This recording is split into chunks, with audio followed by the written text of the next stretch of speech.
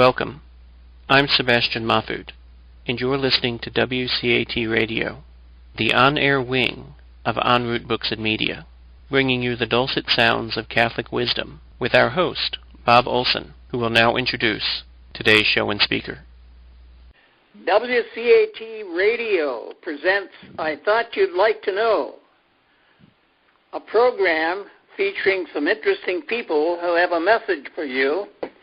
And we have with us tonight Dr. Tom Sheahen, Director of the Institute for Theological Encounter with Science and Technology and former faculty member at Holy Apostles. And welcome, Dr. Tom. Hello, glad to be here. And you have your Associate Director with us tonight, too. Indeed, that's Sister Marianne Postiglione. Right, here I am. Tell us a little bit about her. She's the backbone of ITEST. She's in St. Louis and does all the real work of the place. As director, I try to coordinate a whole bunch of people doing things together, but when it comes down to getting the job done, it's Sister Marianne that I count on. Now, tell us a little bit about your personal backgrounds. I always ask people, you're Catholic, Dr. Tom? Yes. And I got my start in science as a kid with electric trains. I grew up and went to MIT. I stayed at MIT majoring in physics long enough to get both bachelor's and a doctor's degree there. And then I went off into the world of corporate research. I worked for several national labs, doing various things having to do mostly with energy sciences, like the National Renewable Energy Lab, Argonne Lab, and so forth. And later, or as my career progressed, I became more and more interested in the area of overlap between religion and science. While I was in grad school, I read the book by Bernard Lonergan called Insight, and it made me realize that there's an awful lot that needs to be learned about how we know something, whether you have real knowledge or not. And beyond Lonergan's book, I continued to get more and more interested in religion and science, and it really wasn't until the late 80s when I discovered ITEST, which at that time was run by Father Brungs. And ITEST had already been in existence for 20 years before I found out about him. So I've continued to be interested and grown in knowledge as well as in participation in ITEST. Probably I ought to go back a little bit on the background of ITEST itself. Father Brungs started it right after Vatican II. He got it organized in 66, I think, got incorporated. 1968. Yeah, and the first conference was 1968, so that was really the beginning. And over the years, between the bulletin and the conferences and other activities, ITEST has laid down a very impressive track record, always at the interface of faith and science, trying to make sense of the fact that science is not the enemy of our religion, but is rather very much compatible with it. And those who know church history know that there's been an awful lot of very fine scientists over the years, many of them priests, who have contributed to this interaction between science and religion. So in our present day, that's what ITEST is centrally focused on. I like your theme, be not afraid. Right. There's an awful lot of people out there who are basically afraid of science. A lot of parents think that science is going to steal away their children's religion. See, what comes on television and so forth is a lot of garbage that gives you the impression that scientists are smarter and better and that they disdain religion and religion gets brushed aside. And that's a public image that's widely spread. And so there's a lot of people who are just plain afraid to get too close to science for fear that it will steal their religion. And that's really a shame to have that unfortunate view, but it is a real view that a lot of people suffer from. You say we don't believe God keeps his creation compartmentalized, and so humans shouldn't either.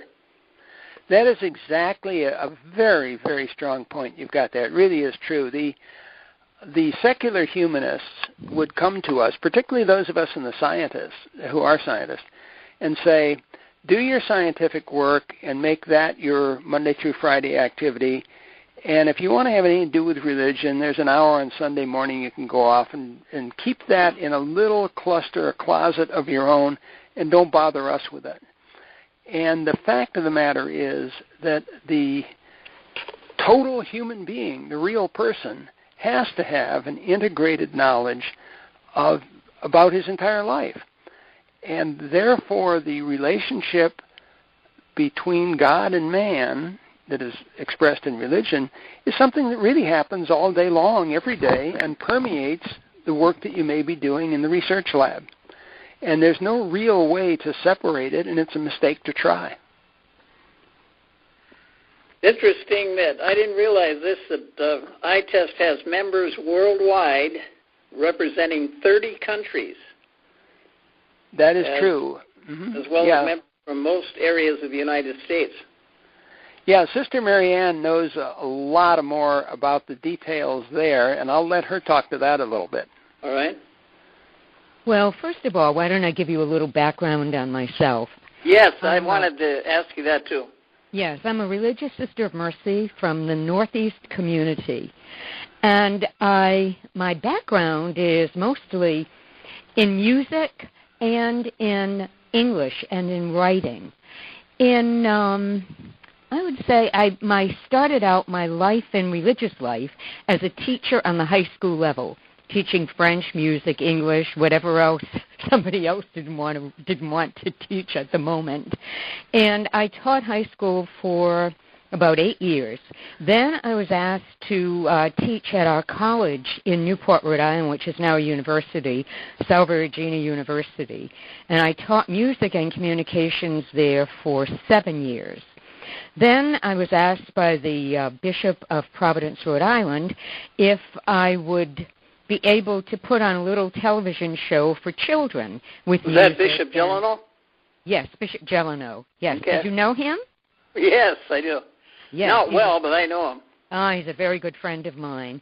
Good. Anyway, I worked in communication with Bishop Gelano for about 5 years, and at that time, they felt that my music master's degree was very good, but I needed to get a communications degree to do the work I was doing in the Diocese of Providence as a communications director. So Bishop Gelano paid for me to come to St. Louis University and get my degree in communication here. And by the way, while I was getting my degree and they were paying for it, they also paid my stipend to my community. So you can understand why I'm extremely grateful to Bishop Gelano for giving me that opportunity. So I became communications director for a number of years, and then at the end of my study here, I came back a few summers to finish up some work. I met some Jesuits at the university, and that is how I got in touch with Father Robert Brungs, who, as Tom mentioned, was the founder and director of ITEST. And he asked me at that time to present a paper because my thesis, my master's thesis was, you recall the Hans Kung affair? And I did a paper, a master's thesis on how the media, secular and religious, portrayed the Hans Kung affair. And Father Brungs asked me, since I had done that, would I be interested in doing something about how the media portray advances in science, technology, and medicine. And I did that for one of the conferences. In fact, ITEST used to hold 2 conferences a year. I have no idea how they ever did that. And when Father Brungs was alive, there were 3 of us in the office, so that helped a great deal.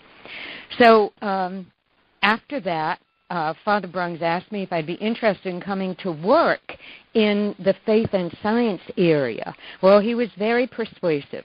So after a few years, I gave in. My community agreed to let me come for a 3-year period. During that time, I would do fundraising, writing the bulletin, helping with the bulletin, and anything else that needed to be done. At the end of 3 years, my community was not against my being here, and they approved of the work in faith and science. And 3 years morphed into almost 30, and that's where I am right now. So that's more than a nutshell of what I've been doing here. Wow, that's impressive. What kind of people are drawn to participate in ITEST? Oh, good question.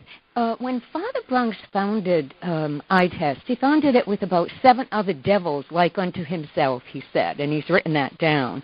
And he looked at, first of all, scientists, technologists, and theologians, because there's always an aspect of theology in every single thing we do. We've hardly ever held a conference on just science or just technology. There's always that little piece there that goes through the whole thing of theology and faith. So we've had lawyers, engineers, ordinary people who have very little background in science, but are so interested, especially parents. Tom brought out one thing about parents are, fear that their children are being led away or they're afraid of science.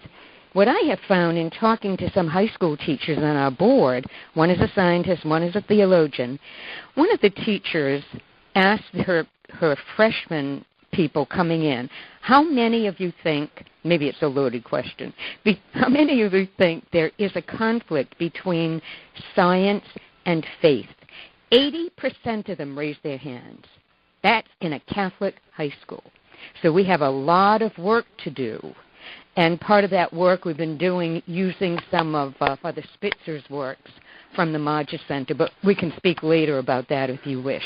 So people from all areas. We have, in fact, I just heard from one of our members in Spain today who wants to submit a paper for our next bulletin on his work that he's done on some environmental study.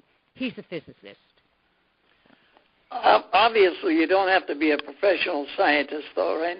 That's right. No, that's absolutely true. We have people, obviously, in the sciences, such as my own background, but we have many people across legal, teaching, and other professions that are all just interested. The common interest that brings them together is this interest in faith and science together. So there's no restriction or limitation to just be a professional scientist. Right. By the way, for my own personal interest, what were you doing at Holy Apostles? You're a former faculty member there? Right, yeah. Sister Carla Mae Streeter, one of our other board members, who's actually located in St. Louis, she and I were the co-teachers on a course entitled Religion and Science. They're pretty simple. Was that titles. Online? Yes, yeah, and that was a nice thing about the Holy Apostles program of online studies.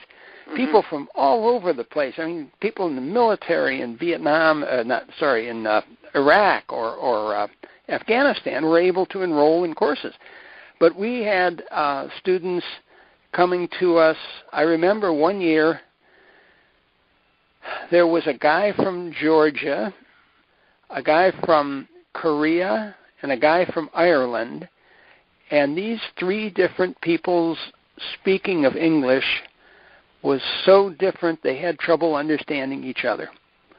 But we on the faculty were able to handle it. But this is the kind of eclectic gatherings that you get in these courses on religion and science when taught online. People from all over the world can participate and learn. And as faculty members working together, Sister Carla Mae, a theologian, myself, a physicist, we were able to jointly cover these topics at the overlap or the intersection of faith and science. So it was quite an interesting experience, and glad to have done it for a few years. Dr. Sebastian has done a wonderful job with that distance learning, hasn't he?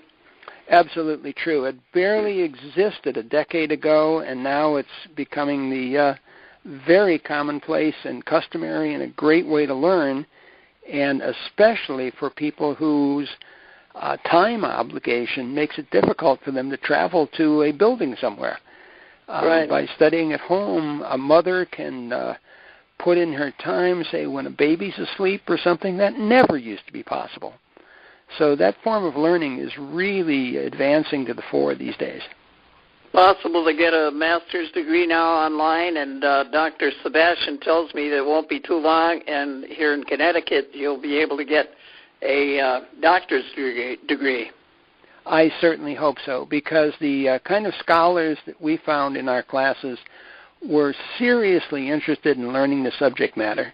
Nobody was there because they had to be. They just plain wanted to learn, and they were good students, and they cared about both the theology side and the science side of the topics. Now, how does a person join ITEST? Well, it's pretty easy. Send an email. Let's see, I think, Sister Marianne, would it be info@ITEST Faith Science? Yes, I have our website up on the screen right now, and the membership can be filled out right on the computer, right on the internet itself, right online.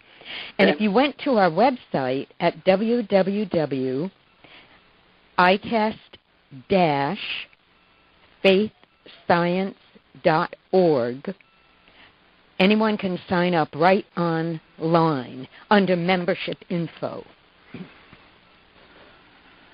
Now, what does it cost? It's $75 a year, $75 a year, and we try to keep that even for a few years. And for libraries or colleges, it's $100. Now, how do you locate new members? Good question.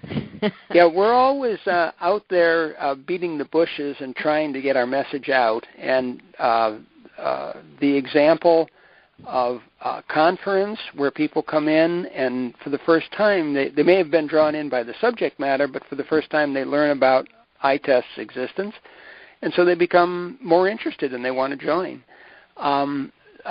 People hear about us sometimes through word of mouth from others, people on the faculty of their institutions, their colleges or something, and we do what we can in the way of outreach. Well, this radio interview is an example of exactly that. Trying to let people know we're there and let them judge for themselves if they want to learn more. Exactly. And when I have a chance, we have a beautiful ITEST brochure. I try to leave that in conspicuous places so that people can pick it up and see who we are and what we are. But when Father Brungs was alive, I think he got most of our overseas members because he traveled a lot overseas giving talks, etc. That was when he was young and vibrant, and he had the ability to do that. That's basically how we got some of our overseas people. But as Tom says, it's word of mouth. We have contact with all the high school teachers, science and theology teachers in the St. Louis Archdiocese and various places around the country. And we have members from there, too. We're trying to recruit young people. A number of years ago, through one of the person who was the head of campus ministry in the United States, Monsignor Vincent Krishy, heard about ITEST, contacted Father Brungs, and managed to get us to go around to some of the colleges in the United States with Vince Krishy's recommendation. Father spoke at those colleges, mostly at campus ministry venues. In fact, at one of them it was in Iowa, the campus minister said, Father, we're not going to get too many people tonight because it's a Friday night and they all go out. Well, let me tell you, people were sitting on the windowsills because they were so interested, and this is a secular college. They were so interested, in faith and science and what it would mean. Finally, at midnight, Father Brungs said, I'm tired. I'm going to have to go to bed, which he did. But those kids stayed and discussed it.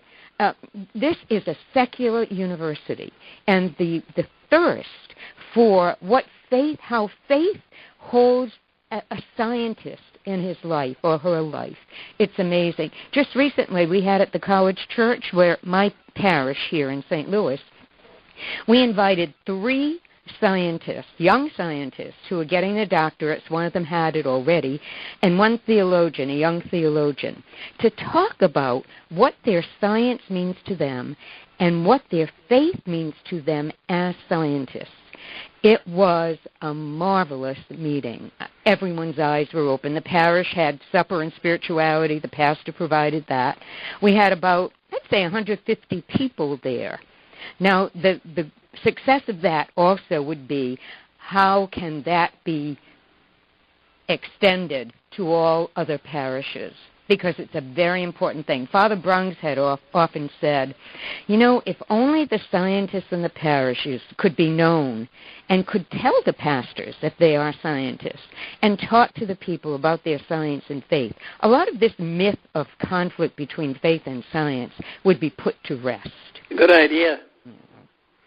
That certainly is our intent, to put that myth to rest. And it does keep bubbling up over and over again, because a lot of television time goes to people like Dawkins and Carl Sagan and people like that.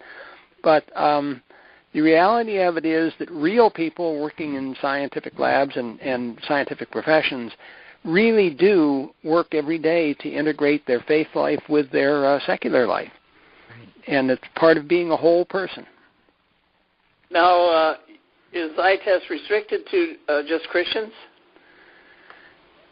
No, we're happy to have people of distant faiths. We've had occasionally Jewish members and so forth.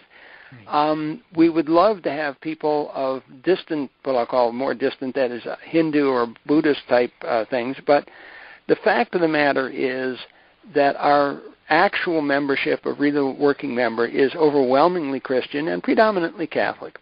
Right. We're open to all these people, but the folks who actually are attracted and who come in tend to be well within the Christian field. Mm-hmm.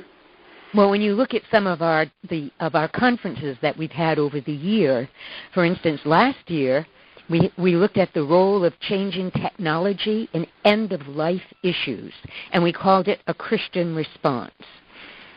Also, the year before, we had economic justice in the 21st century, myth or reality, a Christian perspective. So yes, it's really emphasizing the Christian. But we, as Tom said, we have had some Jewish people in, and some of them have given talks at our conferences also. So we welcome our brothers and sisters there. As far as conferences are concerned, how often do you hold those? They're about once a year now. Yeah, once a year now. It used to be twice a year, but now we found, it's interesting that we're not the only ones. I've spoken to people in the Archdiocese about this too, that people are not as dedicated to coming out for an entire weekend, to give up an entire weekend for a conference. So we've had to pare it down to one day, which works very well, and we get people to come to that. It seems that many people would prefer to go the webinar route, where they can sit in the comfort of their home or do it at their own time and still interact. So I think that is, if it's not the present already, it's definitely the near future. Now, what results come out of these ITEST conferences and webinars? Well, we have a pretty strict policy that we're not going to try to demand conformity or convince anybody of this or that. What we're trying to do in every single conference is inform, to educate, to bring people to a higher level of understanding. So if you come in and Tom Sheahen gives a talk about quantum mechanics, there's not going to be a quiz on it at the end of the day. What we're trying to do is make sure that people understand the technological input as well as the religious input, so that in things like, for example, last year's conference on end-of-life issues, where, physician-assisted suicide is a very popular thing in many state legislatures now. We want our people to go out the door with an understanding of both the technology, the ethics, the morality, and the religious values associated with the whole question. And we are not trying to force anybody to say this is the result. The idea is for people to be better informed. Now, do you publish these proceedings in your conferences? We do indeed, yeah. Yeah. In the past, there's been a bound volume of book that's come out for each conference. Lately, we have found that what our members want in the form of dissemination of the proceedings is CDs and DVDs. Right. So this is part of the march forward in the way publications are going, is getting away from just printed volumes on a shelf and moving towards live things such as DVDs and CDs. Mm-hmm. Now, do the conferences always begin with scientific topics? We've had a couple on things like the family. We've had a couple things on education in Catholic universities. Population, you may faintly there's issues too. Yeah. Okay, so that's science mostly. The great majority are indeed based on a scientific question, such as the technology affecting, well, in 2016 it was end-of-life issues. 2012 it was the technology pertaining to early life issues, that is, unborn children and the technology there. So basically each conference is something rooted in technology usually, but not always. No, that economic justice one that I mentioned, that certainly was not science, other than economy, of course. But we had theology. We had a man who did the history of it. We had Dr. Martine Raffanon, who is an ordained minister in the Lutheran Church in America, and he serves as the coordinator of Champions programs for Missouri Jobs with Justice.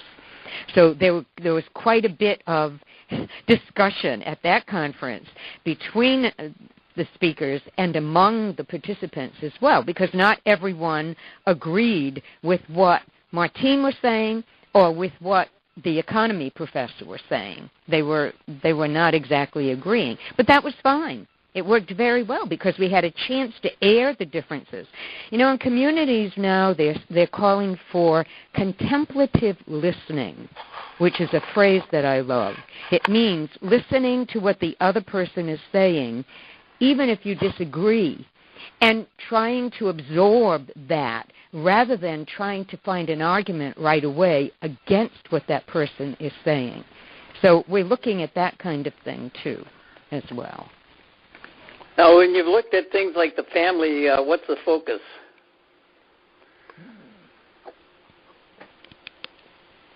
Well, on the family, that was one that we had quite a while. It's the family of the future. What is the future? What does the future of the family look like? Now, this was back in about the 90s, I would say. Yeah, 1999. Yeah, we did not anticipate at that time the idea of everybody sitting at the dinner table with punching buttons on their iPhone. I mean, that just wasn't part of our thinking then. Well, there was something, we had a woman, a sociologist, who spoke of families in the 21st century, and she speculated about what that might look like. So, she didn't quite speculate what we're getting today. And then we also had the theology aspect of the Trinity, the whole concept of the family in the light of the Trinity, which is a deep theological aspect, of course. But that was a lot of theory, but theory that could easily be put into practice as well. But again, we're not prophets in that area. I'd have to take that book again and read it carefully to give you a better synthesis and summary of it. And basically, it's probably, with the passage of 20 years, it's time to relook at how technology affects the family today, because the electronic communications has really opened up a world of access to very young children. And things like parental controls on what you can see and watch are only a partial obstacle to the child who wants to get into things. So you have to have, in a family situation, a way of life among the family members in which they are not being dragged off by the secular influences all the time. And that's a 21st century issue. It wasn't a big issue in the 20th century.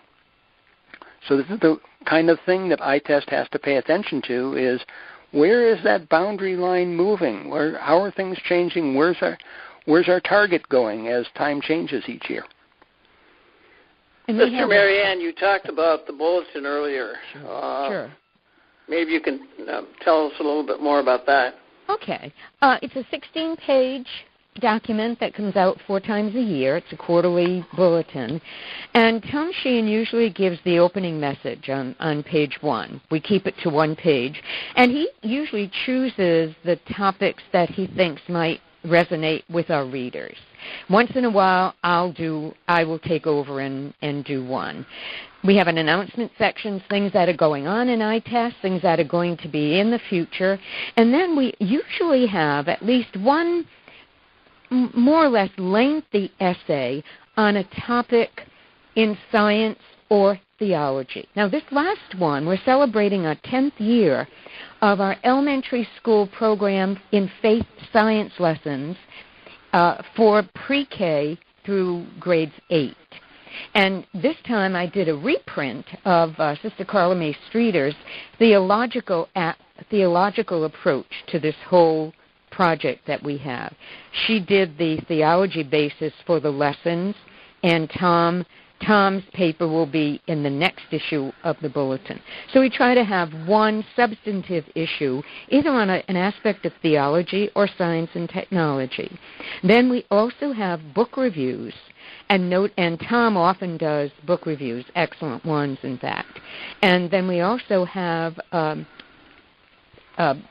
book notices that maybe some of our members have written, or people will send in a notice and ask if we could preview or at least make a note of their material, of their books that they have just written. So we're able to fill up 16 pages. Sometimes I wonder how, but we usually do. And that's what the bulletin is every quarter. And we do occasionally get a letter to the editor from a member. Oh, yeah, that's true. If we have an article that makes a statement that is perhaps unusual, controversial, or maybe not even clear that it has anything to do with religious teaching, that often would provoke letters to the editor. And when that happens, then you get a discussion going on. And so this is also part of our bulletin strategy to keep it interesting for all the members, that even though they may be scattered all over the world, to have their chance to see what we're focused on in a particular area in any particular issue. Tom, I think I'd like you, because I'm going to have to leave in a few minutes, would you mind discussing the ITEST Facebook site that Stacy Trasancos has put together? Oh, that's something that's very important, because I'm going to have to leave now because it's 5:30 here and I have to go. Sure, okay. By the way, you mentioned Stacy. I interviewed her a couple of weeks ago. Good. And maybe you could talk about her book. I interviewed her at that time on her book and how it fits in with ITEST. Tom could talk very well about the book. Yeah. He reviewed it. Yeah, I'm going to have to leave right now because I have to go to a meeting. But, Bob, thank you so much for having me on. I thank really you. Did it. By the way, when you were in Providence, did you know Father John Randall? Of course. He was in the... he was a good friend of mine. Oh, absolutely. Beautiful What man. a guy. Oh, yes. Oh, yes. Icon. He was an icon. That's right, absolutely. Oh, the renewal, the prayer, the charismatic movement, very definitely. Okay, it was nice to meet you, Marianne, and hope to see you one of these days. Thanks, Bob. I hope so. Right. Take care. Bye now. Bye. Yeah, Bob, the Facebook is another of our communication devices. And, of course, for many years there was only the bulletin reaching all the members, but now that we have Facebook handy, it's possible for people to do a lot of different things. And sure enough, Stacy Trasancos, one of our board members, is the person who runs the Facebook site. Oh, she's a board member, too. I didn't know that. Oh, absolutely, yeah. Stacy's a very valuable member of our community. She also is a faculty member at Holy Apostles, and I believe she's teaching a course there this year. So we've got these linkages through Sebastian and others to keep together. And let's see, I guess Stacy's been with us for probably about 4 or 5 years now, and her contributions have been wonderful because of her skills on the Internet and her ability to have Facebook and put things up there and so forth. So we've had a site on Facebook that began about a decade ago, but Stacy's turned it into a really lively thing. And there is a chance for people to get in and hold discussions, as many people do on Facebook, back and forth and so forth. So that's an important part of our things, too. Stacy's new book, which just came out in the fall of 2016, is called Particles of Faith. And I thought it was wonderful, and I immediately gave it as a Christmas present to several young people I know, because it just brings out that unity of a career in science and a true faith in God, and explains how that merges together. And Stacy's story is told in that book, and also her perspective on several topics within the realm of faith and science. Just absolutely excellent. And that's exactly the kind of thing we love to see our members do. And I'm sure she would have done it without us, but we like to claim credit because whenever there's success has 1,000 fathers, and so we admire that book. We're very pleased with what Stacy's doing for us on Facebook, and it all strengthens ITEST because as a community of people, we're all able to contribute something, and people step up and do things as Stacy has done. Yes, so thank you for sharing that.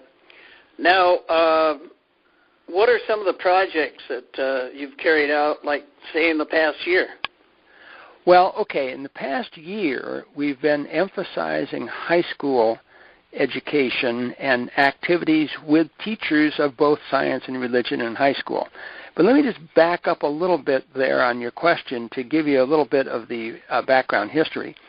Father Brungs knew a couple of people who were serious Hollywood producers back in the 80s, and he got something made called Decisions, which was about laymen in the church, and he had another thing called Lights Breaking Upon Us. He had these videos made that like a half hour long. Decisions was a half hour long, and it was just about the idea of a scientist actually doing something in the world as guided by his faith. So this was like late 80s, early 90s.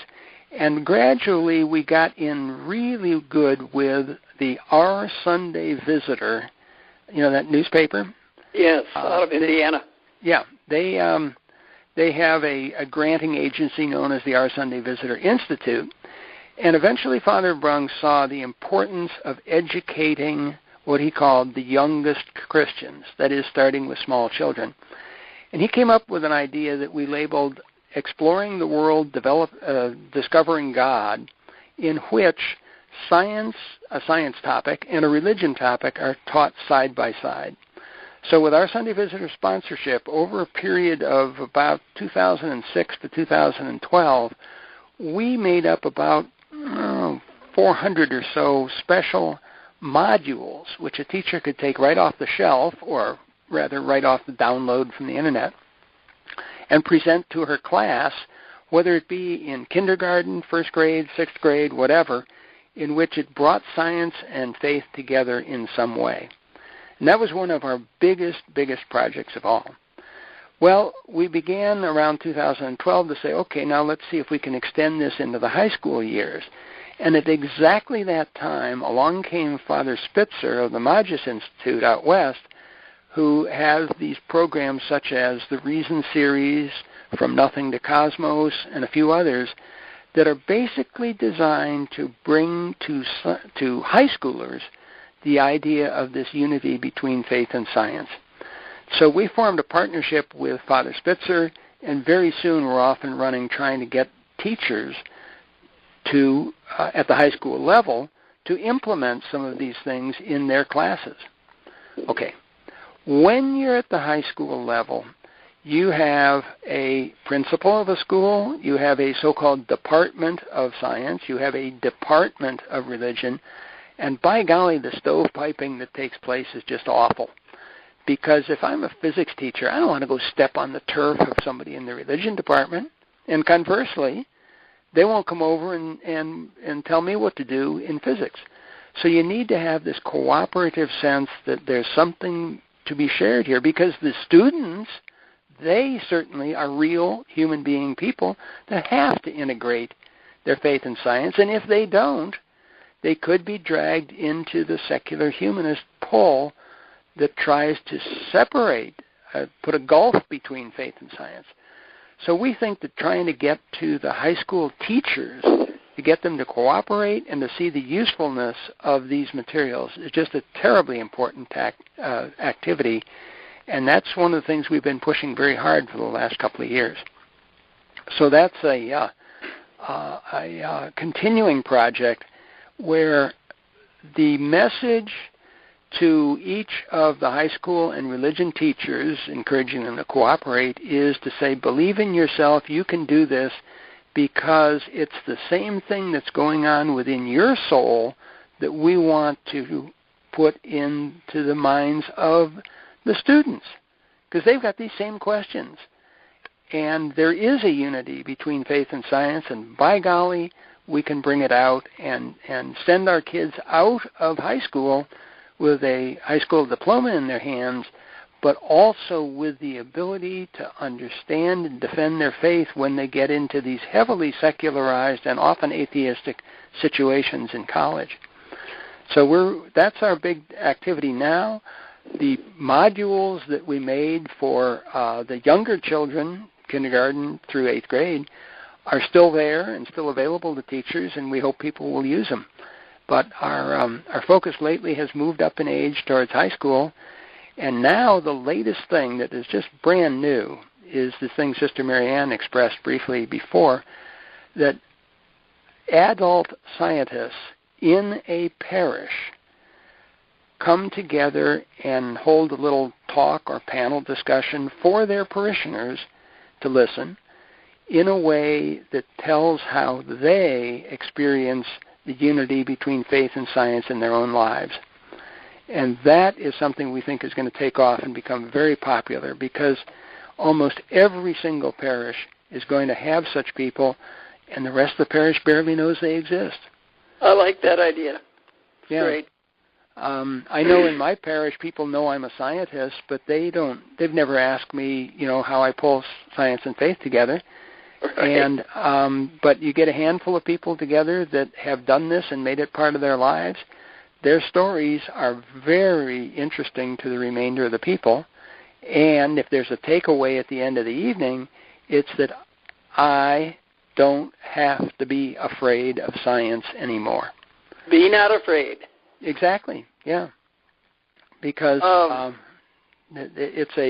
it is a real problem that the secular society has swept many of our people into this state of fear, and it's just got to be overcome. Now, who sponsored such work? Well, the Our Sunday Visitor has been our biggest sponsor over the years because of their support for Father Brungs's early movies and shows, and also for what we call Exploring the World, Discovering God. Those, by the way, for the listener, can be found at a place called www.creationlens, CREATIONLENS, a lens like an optical lens, .org. And that's where all those modules are. But that, again, was sponsored by Our Sunday Visitor. At various times we've gotten money from one foundation after another, but we're always looking, and it doesn't come easy, that's for sure. No. So our individual members pay dues, which certainly helps keep the lights on and the door open. But finding sponsorship from foundations is a significant fraction of the time that we have to spend in trying to find help. No, would you say the plan that you have about trying to bring this into the parishes is something in the near future? Something that's going to happen? We're trying that right now. Yeah, we've we're, of course, because of our physical location of our headquarters being in St. Louis and a fair percentage of our members being physically located there, that's our focal point, our starting point. But we try to spread out from there. Yeah. And once we show the way for this to be done, there's nothing at all to stop the National Council of Catholic Bishops from saying, hey, let's do this every place. I like that. Yeah. We start with a single priest writing to his friends who are priests. And then we get a bishop involved. And then, and it advances in this way and reaches out to a point where every single parish, we think, in the whole country could probably find a couple scientists in their parish if they go looking for them. But the inertia, the day-to-day concerns, and the pressures of everyday life are such that people usually don't ask who the scientists are in the parish. Well, if they would, I think they'd find some people of genuine faith who've really got something to say that matters. Plans for future projects with a longer time horizon? Well, there's a couple of things there. The general fear of science has been a pervasive problem in society now for some time, and it's going to take some time to overcome that. We think there's a role to be played in the long term of just repeatedly communicating to people that science and religion are parallel paths to knowledge of God, and they are not opposed and they're not in conflict. But there's a long way to go in teaching that.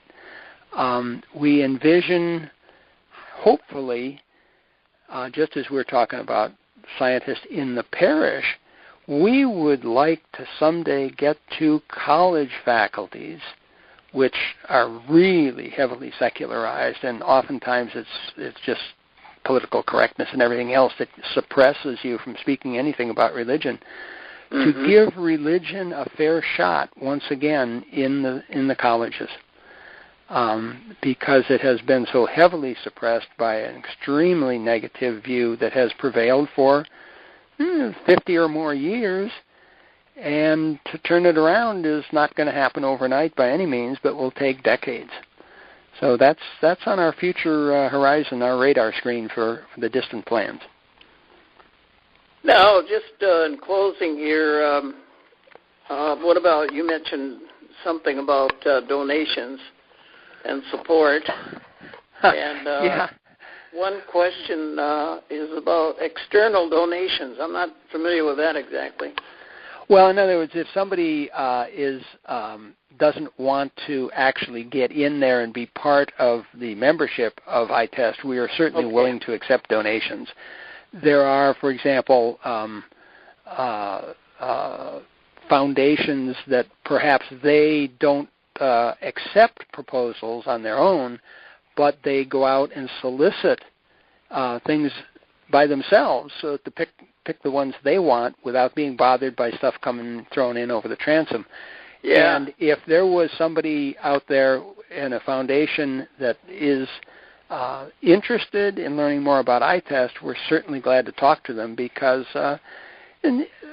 money is tight all the time, and we don't waste any money, but we're always on the lookout for it, so that a donation from an external person that just thinks what we do is good is very, very welcome.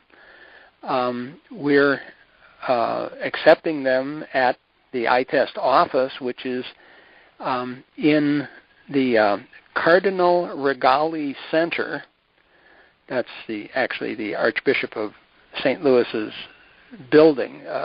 So it's called the Cardinal Regali Center. It's at 20 Archbishop May Drive in St. Louis, Missouri, 63119.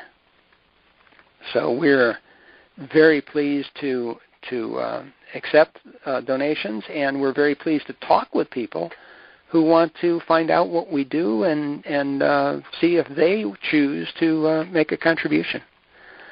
So, but yeah, we're looking for money is something that every single outfit like us does. If you're doing something nonprofit, as we are, we're not trying to conceal the fact that we're always available and willing to accept contributions by all means. What about crowdfunding? That's a new gimmick that I've heard about and we've been thinking about, and a couple of our members think it can work. And the trick to crowdfunding is you've got to pitch an idea in about 50 words or less that causes the person on the other end to say, I'm going to give them $1, I'll give them $5 or whatever, and you have to repeat that 100,000 times. The trick is trying to tell our message in such a short sentence and in a way that's exciting and appealing that we haven't gone down that path yet, but we're aware of it and we think we want to do it pretty soon. And indeed, it's Sebastian Mahfoud is the one who brought it to my attention, so he's the one who probably knows more about it than I do. Okay. I think we've covered it pretty well here tonight, huh? Well, I certainly think so. We've talked about a lot of interesting things, and if there's a take-home message about ITEST, it's that we really believe that if people understood science better, they would see that it is not only benign, but it is actually helpful to religious faith. And conversely, if scientists realized the reality of what religion has to offer, they too would find compatibility. One of the great phrases is that line from Pope John Paul II way back in 1987 when he said, "Science can purify religion from error and superstition.